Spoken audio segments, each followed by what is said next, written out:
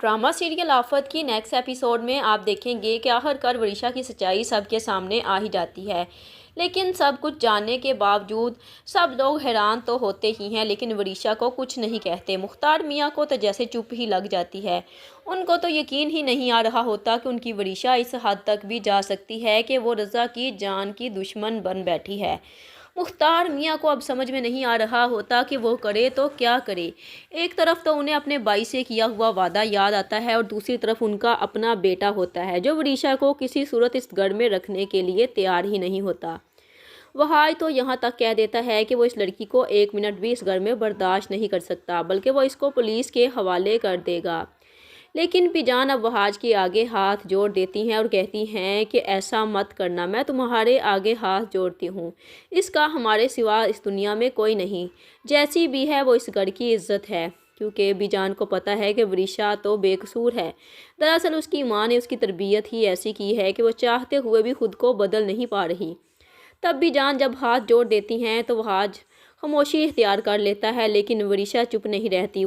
वो तो आपे से बाहर ही आ जाती है। वहाज से कहती है, तुम क्या समझते हो, तुम मुझे इस घर से निकाल कर इस सारी जायदाद पर कब्जा कर लोगे, तो मैं तुम्हें ऐसा नहीं करने दूंगी। इस जायदाद में मेरा भी हिस्सा है। वहाज तो इतने गुस्से में आ जाता है, दानियाल की बातें सुनकर कहता है कि इस शख्स का नंबर भी मुझे दानियाल दो जिसने वरीशा के साथ ये सब कुछ मिलकर किया है।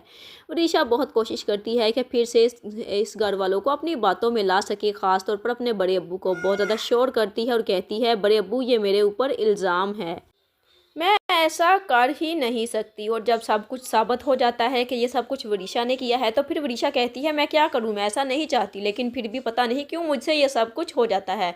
तो दानियाल भी अब कहता है कि इसकी जड़ों में नफ़रत और हसद इसकी माँ ने इतनी ज़्यादा बढ़ दी है कि ये चाहते हुए भी इस नफ़रत को मिटा नहीं सकती। बीजान की हाथ जोड़ने की वजह से वरीशा बच जाती है और अब उसको बीजान कहती हैं कि वरीशा जाओ, तुम अपने कमरे में चली जाओ। वरीशा अपने कमरे में चली जाती है और वहाँ पर भी पागलों की तरह खुद से बातें करने लगती है कि ये मैंने क्या कर दिया, सब घर वालों मुझसे इतनी ज़्यादा मोहब्बत करते थे, मैं फिर से अकेली रह गई हूँ। मैं इनको बर्बाद करने की कोशिश करती हूँ तो मैं खुद ही बर्बाद हो जाती हूँ। मेरा कोई भी नहीं है, ना तो मेरा कोई बहन भाई है और ना ही मेरे माँ बाप।